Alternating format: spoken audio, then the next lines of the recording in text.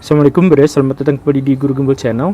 Siapakah Presiden Indonesia terbaik versi Baraya? Sampai sejauh ini tentu saja. Apakah Pak Jokowi atau Ibu Megawati atau Pak SBY atau Pak Luhut bin Sarpanjaitan? Siapapun itu, Baraya berhak untuk menentukan pilihan tentu saja. Tetapi di episode ini saya ingin memaparkan beberapa informasi dan satu paradigma tentang Pak Harto. Setelah itu silahkan Baraya menilai apakah beliau ini termasuk kategori presiden yang paling baik atau tidak. Yuk kita mulai.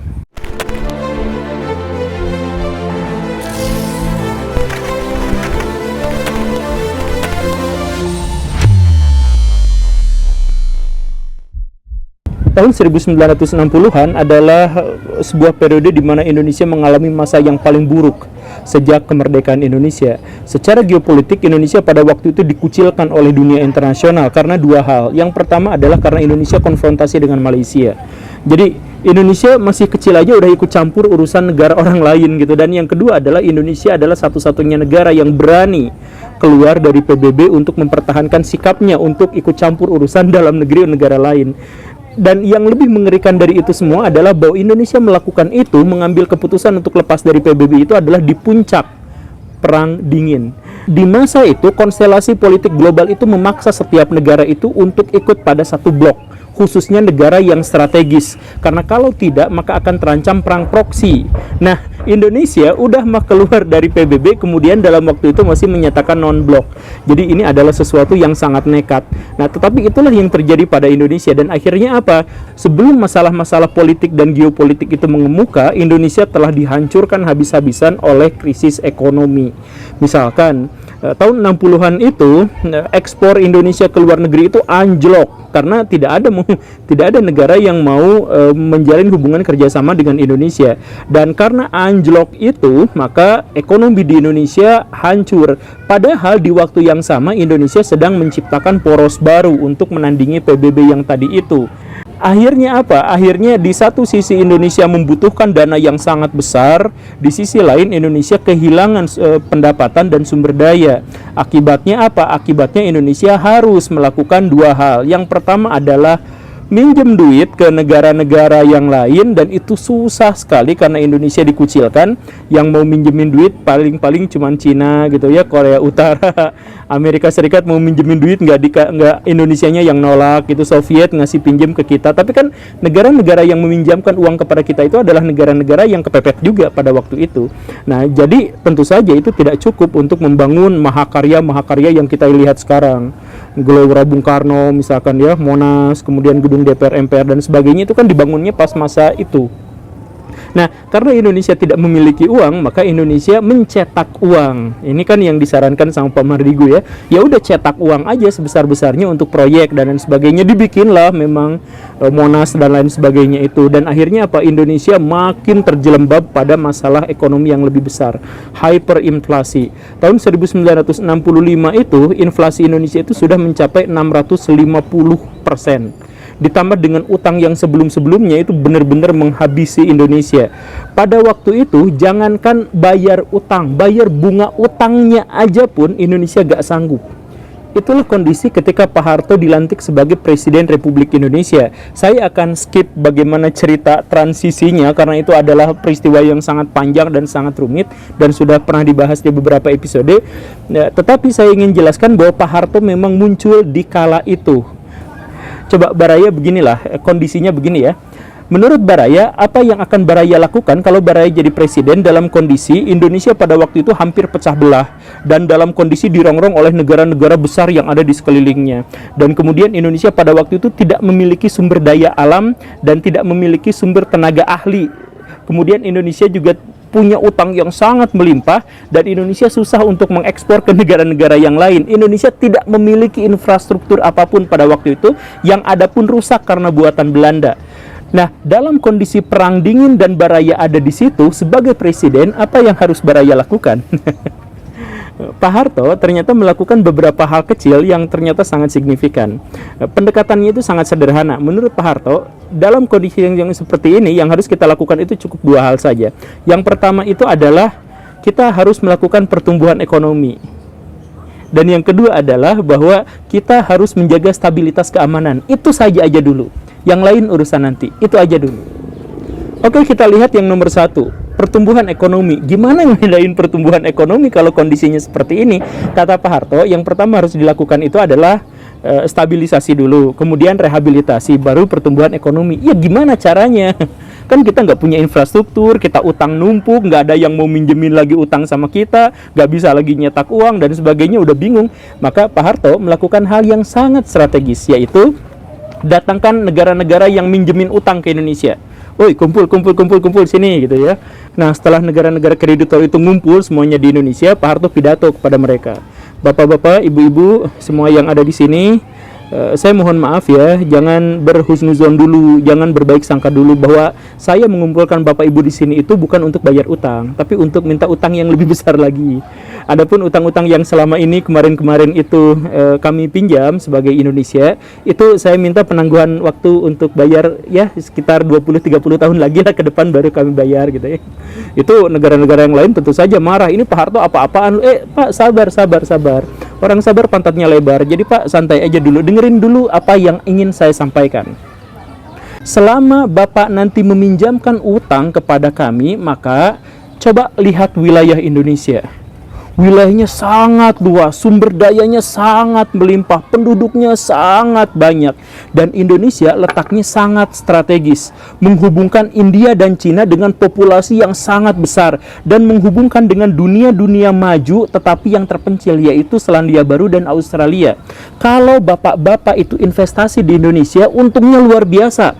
Kalau bapak-bapak bikin pabrik di Indonesia, sumber dayanya dari sini, bahan bakunya dari sini, pegawainya dari sini, nanti menjualnya juga ke orang-orang sini, jumlahnya sangat banyak. Bapak pasti laku, untung besar kalau di sini. Dan kalaupun misalkan penduduk Indonesia yang sangat banyak ini pun ternyata pangsa pasarnya masih kurang dibandingkan dengan keserakahan Bapak Ibu ini, Bapak Ibu bisa langsung jual ke Cina, bisa langsung jual ke India karena ini ada di tengah-tengahnya.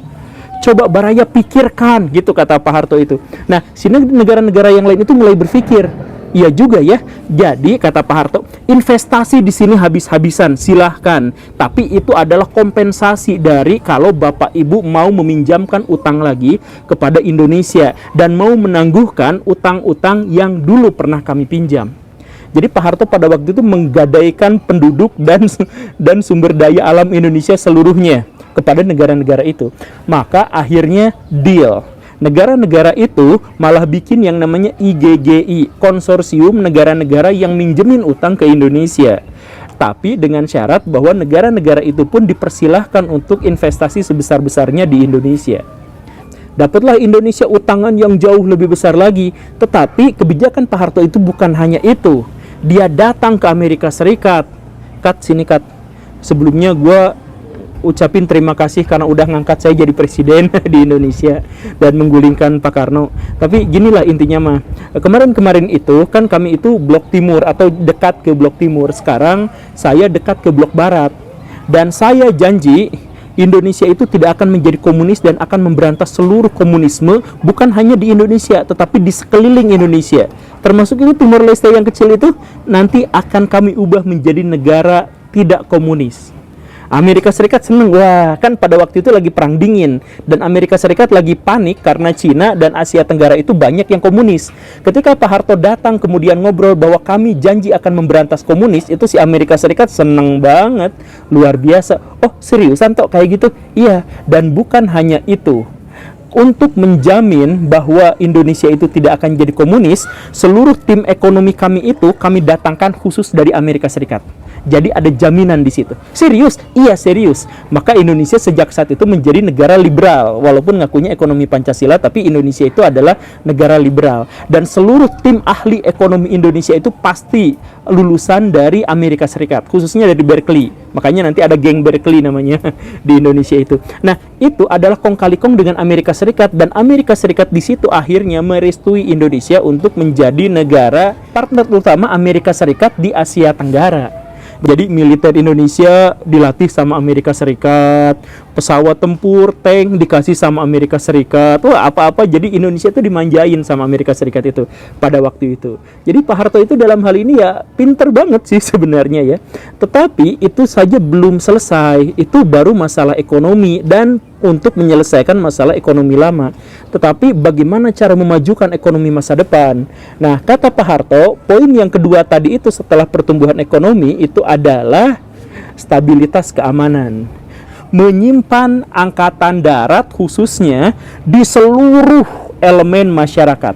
Di partai politik dikasih tentaranya, di anggota DPR dikasih tentaranya, di masjid dikasih tentaranya, partai politik, preman, bahkan desa-desa paling kecil di situ disimpan tentara. Dan tentara-tentara di sana bukan hanya disimpan, tetapi mereka memiliki kewenangan yang sangat kuat untuk melakukan apapun yang mereka mau, untuk menyelamatkan negara, untuk menjaga stabilitas keamanan. Makanya terkenal pada waktu itu. Jadi di zaman Orde Baru itu, tempat wisata horor itu bukan rumah-rumah angker atau apa, tapi Koramil. Siapapun yang dipanggil sama Koramil itu udah panas dingin, takut sekali, karena Koramil itu berani melakukan tindakan-tindakan yang di luar batas kemanusiaan, yaitu di zaman dulu gitu ya. Jadi maksudnya ada orang ketahuan bertato, dipanggil, bisa saja besoknya hilang, atau kalaupun besoknya pulang, tangannya yang hilang. Ya seperti itu gitu. Jadi semuanya tuh santai. Jadi boro-boro ada begal, preman aja gak ada. Boro-boro mau memberontak, yang demonya aja hilang pada waktu itu. Jadi kekuatan militer itu ada di mana-mana, dan bukan hanya di kota, bukan hanya di desa, tapi juga misalkan partai politik. Nah, ini khas di zaman Pak Harto itu. Partai politik itu semulanya banyak, tapi kemudian sama Pak Harto susutkan, kecilkan, jadi cuma 3. Yang pertama Golkar, partai pemerintah. Semua orang disunahkan untuk nyoblos Golkar. Yang kedua itu adalah PPP, ya, Partai Persatuan Pembangunan. Itu orang-orang Islam atau orang-orang yang ingin mengurusi aspirasi umat Islam, itu semuanya ngumpul di situ, di PPP. Tapi nggak boleh menang. Kemudian yang ketiga itu adalah PDI, bukan PDIP tapi PDI. Itu kelompok nasionalis dan nasionalis kiri, itu semuanya ngumpul di situ. Nah, jadi dan itu kalau misalkan pemilu itu kan, kalau zaman sekarang pemilu itu ada saksinya gitu ya, dari partai politik atau dari mana. Nah, di zaman dulu mah saksinya itu adalah tentara. Jadi tentara itu ngeliatin siapa yang nyoblos apa, siapa yang nyoblos apa gitu. Tapi ya walaupun itu melanggar HAM, melanggar demokrasi dan sebagainya, tapi pada waktu itu aman, karena kampanye pun gak akan bikin ribut, gak akan sampai kayak zaman sekarang gitu ya, perang, ribut-ributan, bikin media perang, wah segala rupa. Di zaman dulu mah enggak, beres pemilu ya udah hening lagi, karena semuanya sudah pasti pemenangnya itu adalah Golkar gitu. Dan partai-partai yang tadi itu, yang suaranya udah dikebiri pun, ketika dia masuk gedung DPR MPR, di sana pun ada tentara, ada fraksi ABRI, khusus fraksi dari kalangan militer. Jadi semuanya dimiliterkan. Makanya akhirnya apa? Semuanya aman, damai, tentram. Dan kalaupun masih ada juga penjahatnya, maka tentara itu juga masuk TVRI, masuk RRI, masuk radio dan segala jenis penyiaran.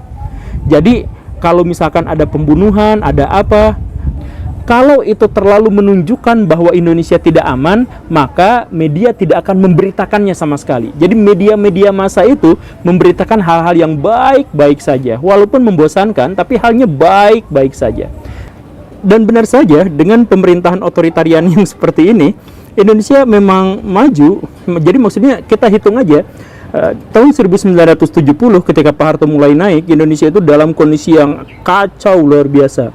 Tahun 1985 Indonesia menyatakan bahwa Indonesia itu adalah swasembada pangan pada waktu itu ya. Kemudian tahun 1995 Indonesia sudah masuk ke dalam era lepas landas. Jadi sama kurang lebih kayak Cina zaman sekarang gitu. Jadi sudah tidak lagi jadi negara berkembang, tapi baru akan menjadi negara maju. Itu tahu Indonesia tahun 1995. Di tahun itu Indonesia menjadi satu-satunya negara di Asia yang bisa bikin pesawat terbang. Kemudian Indonesia juga pada waktu itu adalah negara yang sudah memiliki mobil nasionalnya. Kemudian Indonesia juga dengan PT Pelni-nya menjadi salah satu negara penghasil kapal laut terbanyak di dunia. Kemudian Indonesia pada waktu itu juga sudah merambah sektor barang-barang elektronik. Jadi kayak Polytron itu sudah merusak pangsa pasar Jepang pada waktu itu, dan itu adalah produk Indonesia.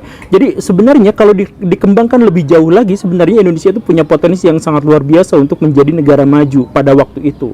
Cuman, nah ini masalahnya kan, Sama seperti yang dipaparkan oleh Pak Jeffrey Winter dalam bukunya yang Oligark itu. Jadi pada waktu itu Indonesia itu akan menjadi negara yang maju, dan kalau Indonesia menjadi negara yang maju, maka negara-negara yang sudah maju sebelumnya itu dikhawatirkan akan berkurang penghasilannya atau bahkan bisa bangkrut sama sekali. Dan oligark atau pengusaha-pengusaha kaya yang tergabung dalam mafia-mafia itu juga akan terusak capaian dan cita-citanya. Nah, untuk tidak menjadi seperti itu, maka Indonesia bagaimanapun harus dihancurkan. Dan ini bukan hanya analisa dari Pak Jeffrey Winter, tetapi ada pernyataan eksplisit dari Presiden IMF pada waktu itu yang mengatakan tanpa rasa malu dengan belak-belakan menyatakan bahwa kami secara sengaja menghancurkan ekonomi Indonesia masuk ke dalam krisis yang lebih parah lagi demi menghancurkan Pak Harto. Begitu, jadi ada pernyataan seperti itu. Soal kenapa ingin dihancurkan Pak Harto, ya mungkin ada banyak sekali alasan, tetapi salah satu yang paling pentingnya itu adalah bahwa Indonesia akan dibawa menjadi negara yang maju pada waktu itu. Karena bagaimanapun begini Baraya, untuk negara-negara seperti Indonesia, ya yang begini ini, pemimpin yang otoriter itu seringkali lebih baik daripada pemimpin yang terlalu demokratis. Karena kita itu butuh dipaksa daripada kita disuruh untuk berinisiatif melakukan sesuatu seperti di negara-negara demokrasi. Dan satu hal positif dari negara-negara otoriter adalah bahwa setidaknya kita mengetahui siapa presidennya, siapa pemimpinnya. Nah, kita tahu Pak Harto itu adalah pemimpinnya dan kita tidak akan pernah tahu akan ada orang di belakangnya. Tapi kalau negaranya negara demokrasi, kita akan menduga-duga siapa sesungguhnya otak di balik presiden yang ada sekarang ini. Karena kalau negara demokrasi biasanya pelimpahan kekuasaannya itu adalah pelimpahan kekuasaan yang formal dan yang sesungguhnya itu tidak pernah kita tahu. Ya, begitulah kurang lebihnya ya. Oke, Baraya, itu saja ya. Silahkan Baraya menilai. Sekali lagi bukan berarti saya di sini membagus-baguskan Pak Harto, cuman karena sudah terlalu banyak orang yang menjelekannya, mari kita lihat dalam sudut pandang yang lain. Dan inilah sudut pandang yang lain itu, bahwa betapapun beliau itu otoriter, tetapi pada zamannya seringkali itu lebih dibutuhkan daripada sistem pemerintahan yang lebih demokratis. Terima kasih karena sudah menyimak. Saya Guru Gembul, pamit. Assalamualaikum warahmatullahi wabarakatuh.